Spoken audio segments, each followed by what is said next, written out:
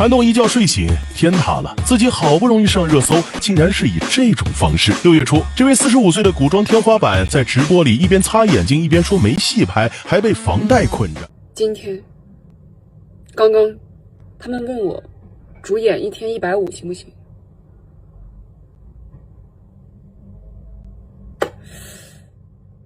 學生作品，學生劇組一天都有200哦，配角一天是100。那我為什麼不去當群演呢？群演一天還120呢，還有超時費，還不用背台詞。你說150一天，人家喊我女主我都不好意思。有很多人問我，现在素人還能轉行做演員嗎？別一上來就想着演主演，現實是你大概要從群演特約開始做，凌晨4、5點鐘就要起床，曬得黢黑，風吹雨打，沒有台詞。你要接受自己在很長的一段時間裡都是人群裡最不起眼的那一個。第二，你能扛住長期沒有錢可以賺嗎？橫店的房租、吃飯、跑組的路費都是實打實的開銷，很多人撐不過3個月就離開了。當短劇男演員沒戲拍後，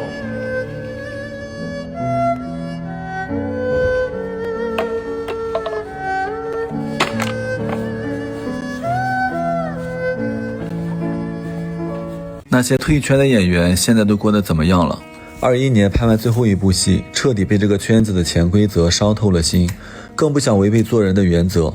我媽今年50多了，還在為生活奔波，我卻無能為力。於是我果斷選擇轉行，從零做起，選擇新的行業。北電中戲畢業的，能有戲拍的也就那幾個。我們班30個人，真正能夠做到家喻戶曉的也就1個，大多數都是默默無聞，更有的回家擺起了地攤，一樣過得很開心。其實真正的主角從來不是鏡頭對準的地方，我們都是自己生活的主角。男演員退圈，回農村趕集擺攤的一天。今天遇到了一位很特別的老奶奶，你要不要雞蛋？雞蛋要不要？這位奶奶什麼也不要，但還是很熱心的給我指了路，可能是怕我賣不出去，突然又叫住了我。奶奶說她要買2塊錢的瓜子和枇杷梗。奶奶問康樂果多少錢，但不捨得買。博主許鵬看奶奶喜歡康樂果，決定送她1包，但奶奶堅持不要。在奶奶回家後，許鵬又悄悄折返回來，在奶奶家門口放了1包康樂果。許鵬感慨地說，自己以前當演員時，因為沒有背景，常常得不到應有的尊重，但回到農村後，他卻感受到了人與人之間的真誠與善意。現在這個影視行業捲得沒邊兒了，就一個那個皇上駕到啊，還有試戲，那幾百個人面試皇上駕到，這得說出什麼話來才能演呀？哎，我聽說啊，那個群演每天一到點拼手速搶盲盒，搶到啥就演啥。那太监、宫女、侍卫、丫鬟呢，运氣不好，大夏天的这個太陽這麼火辣，你穿着幾十斤盔甲跟馬跑。這位博主說，他大學讀的是播音主持專業，畢業時其實有機會留在湖南廣播電視台當新聞主播，但他放棄了那條看似穩妥的道路，選擇從零開始去當一名演員。他在北京北漂了將近2年，拍過許多無人問津的小短片。如今他回到傳統媒體，重新做一名新聞主持人。他分享了自己放棄演員夢的原因。我當時面臨的一個最大的問題就是沒有錢，除非就是說你就是富二代，或者你家裡就是無限的支持你，這種就是因為北京的房租非常的貴嘛，再加上演員的收入可能大家看到的那些人，他的收入確實很高，但是那些人佔演員群體的5%都不到，大部分的演員還是不賺錢的，還要面臨着交房租、交五險一金，然後自己的生活費等等等等，所以我當時的錢是完全不夠的，我甚至當時都要管朋友去借錢，這樣的生活呢，差不多持續了整整1年的時間。整個2024我就接到了1份工作，最初圈的還是5年年前的郝武一。我想象中的演艺圈是閃閃發光，众星捧月，日入百萬，但是现實卻狠狠地抽我巴掌，沒資源，試不上戲。最無助的時候是連經紀人都拋棄了我。我已經不止一次的想，我到底適不適合當演員。就這樣的情況下，我得到了《玫瑰的棋局》謝欣妮這個角色。這個劇組氛圍真的太好，哪怕每天工作16到18個小時，我依然很快樂。但是拿到片酬，我算了一下，我平均1個小時20多塊錢，交完房租，我幾乎身無分文，我又一度的陷入焦慮。中國影視行業正經歷一場寒冬。如果走進各大影視基地，過去燈火通明、劇組扎堆的拍攝現場，如今已明顯冷清許多。無戲可拍不再只是少數过气演員的無奈自嘲，而正逐漸演变為整個演員群體面臨的系統性職業困境。不少演員已經1年甚至2年沒有進劇組拍戲，其中不乏擁有代表作、觀眾熟悉的面孔。為了維持生計，越來越多演員開始尋找新的收入來源。有人直播帶貨，有人經營自媒體，還有人堅持做導演、健身教練。對許多人來說，這些並非副業，而是迫於現實的生存選擇。事實上，演員失業並不只是某些人暫時失去工作那麼簡單，其背後牽動着編劇、導演、攝影、美術、燈光、後期製作等龐大的從業群體。當影視項目不斷減少，受到衝擊的遠不只是站在鏡頭前的演員，而是整個影視產業鏈和相關生態。演員們的生存處境早已超越個人奮鬥的範疇，它不僅折射出影視行業的低迷現狀，也成為觀察當下中國經濟放緩、消費收縮的一扇窗口。送了2天外賣，收入-65塊1毛2。是的，你沒聽錯，我送了2天外賣1毛錢沒掙到，我現在欠平台65塊1毛2，賬號也給我封了。哼，本來想送外賣補貼一下自己，沒想到是雪上加霜啊。不過也沒事，咱賠錢，咱獲得了一些經驗。現在我把我知道的、學到的一些東西告訴你們。博主說，給顧客送蛋糕時一定要當場拆開包裝，無論外包裝多嚴實，都必須打開檢查並拍照留存。原因很簡單，如果顧客回家後發現蛋糕塌了，再把照片上傳到平台，平台通常會認定是騎手的責任，要求騎手按原價賠償蛋糕。因此，騎手提前拍照留證，可以避免背鍋。大家好，我是无戏可拍的演员江峰。今天我要去拍一組年代感的照片，把自己的資料更新一下，給大家看看成都美麗的6月天。拍年代感的照片需要服裝、道具，但我沒錢，怎麼辦？那只能去借。道具借不了，只能去舊貨市場看看。這個多少錢啊？這個60啊？這麼貴啊？今天是我來到橫店的第2天，不要來了，不要來了！今年的橫店80%都是 AI 劇，真人劇的很少很少。據我了解，在橫店註冊群眾演員的有14萬人，能搶到戲的只有500-600人。往年的橫店一天有100多個劇組在拍戲，今年只有2-3個劇組在拍戲，大部分的演員都沒有戲拍，還要自己出房，還要吃飯，根本生存不了啊！不要來了。今天是11月6號，我這個月還沒有去工作。能說演員很賺錢嗎？但那些畢竟是極少部分的人，大多數還是普通的底層的。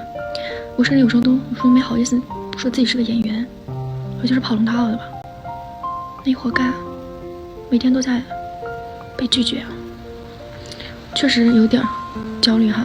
但是你說這種10天半個月沒活幹也正常哈，但你這1天又1天的，就是會很焦慮。明星演員都開始批量下崗了，曾經星光燦燦的影視圈正在經歷比房地產崩盤更慘烈的洗牌。未來3年，超過半數明星可能無戲可拍，以後電影學院招生都要發愁。這不是危言聳聽，而是正在發生的殘酷現實。有個男演員說，65%的演員全年接不到戲，中層演員最尷尬，收入直接腰斬都算輕的。很多人無戲可接，跑回農村養雞種田，直播帶貨，甚至賣飲料水果，跑滴滴做群演。扛不住了呀，兄弟們，橫店實在是沒戲了，我要開始送外賣了，維持生活嘛，沒辦法了。安靜的又說每场5號，取到外賣了，出发。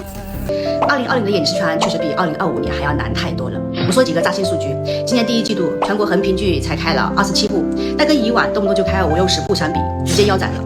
那第二季度更不樂觀，去年還在瘋狂拍豎屏的一些公司，今年一大半都停了，都改行了。橫店現在到處都是閒着的演員，群演、特約，那小演員全都在等活。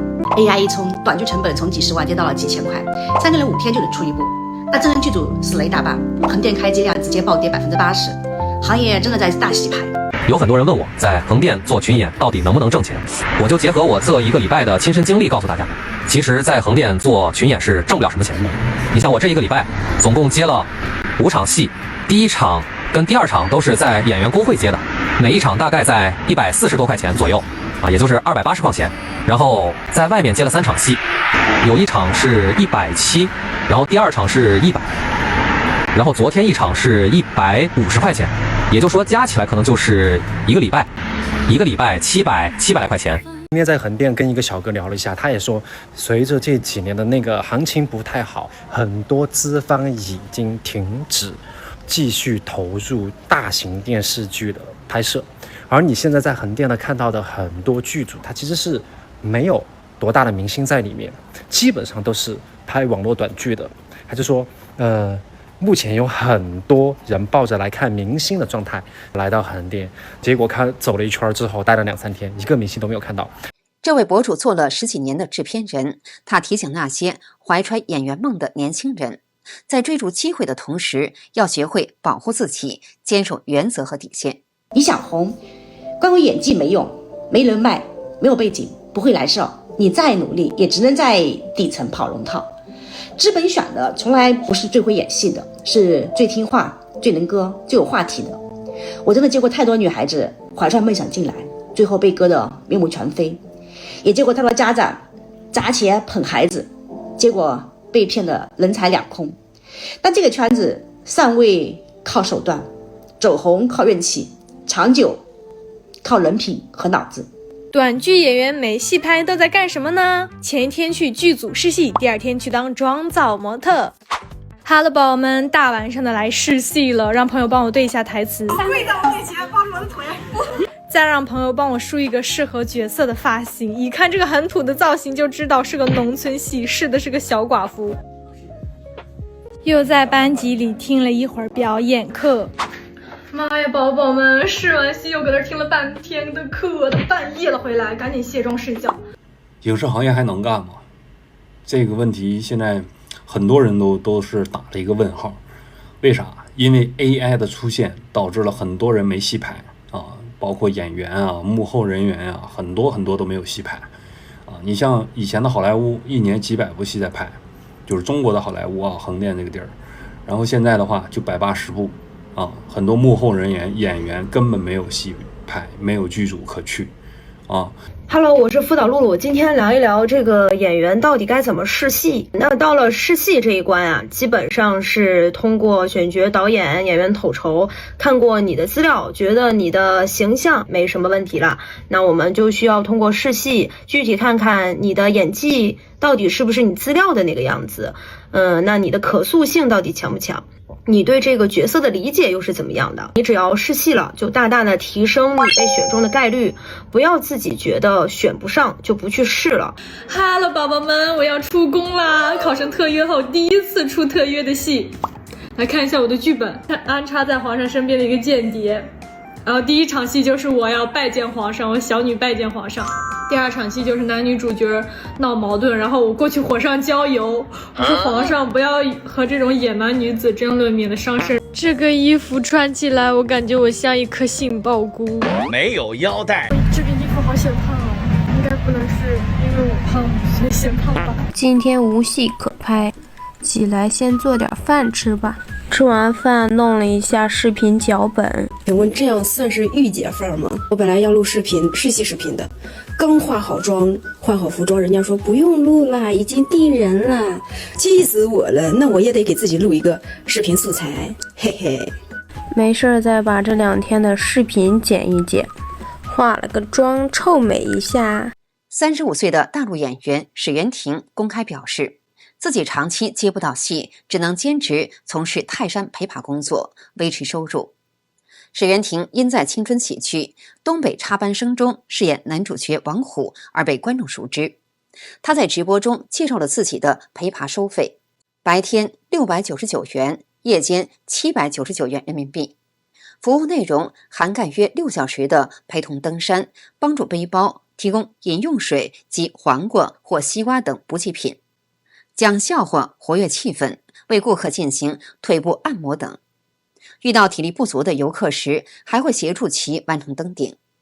他坦言自己完全具備從事陪爬工作的體能條件。最初來到泰山只是為了遊玩，後來在短視頻平台上看到有人從事陪爬服務，覺得既新鮮又能賺取一些額外收入，於是決定嘗試。不少網友對此表示期待，稱若能與他同行，登山之旅一定更有趣。也有人稱他是最具性價比的陪爬，不僅外形亮眼，還能提供情緒價值。沈源婷向记者透露，自己做陪爬并非出于興趣，而是因為演藝機會實在太少。他說2025年就拍了4天的戲，35歲了，沒有公司願意簽，可能覺得我年齡大了。他還提到，目前僅北京地區失業的演員人數就達到了約30萬人。沈源婷表示，自己畢業於中央戲劇學院本科，高考成績達到527分，大一期間還曾獲得獎學金。雖然這些年參演過不少影視作品，但他依然感到演出機會越來越少，並自嘲成了性價比之王。儘管處境艱難，他依然保持積極態度，希望未來能獲得更多表演機會。他透露，過去曾主動向劇組推薦自己，卻因沒有流量被拒，但在發布陪爬視頻後，已有一部數屏短劇主動聯繫他參與拍攝。好的，今天就跟大家聊到這裡，請記得點讚、訂閱、留言，並分享給您的朋友。感謝您的支持，我們下期節目再見。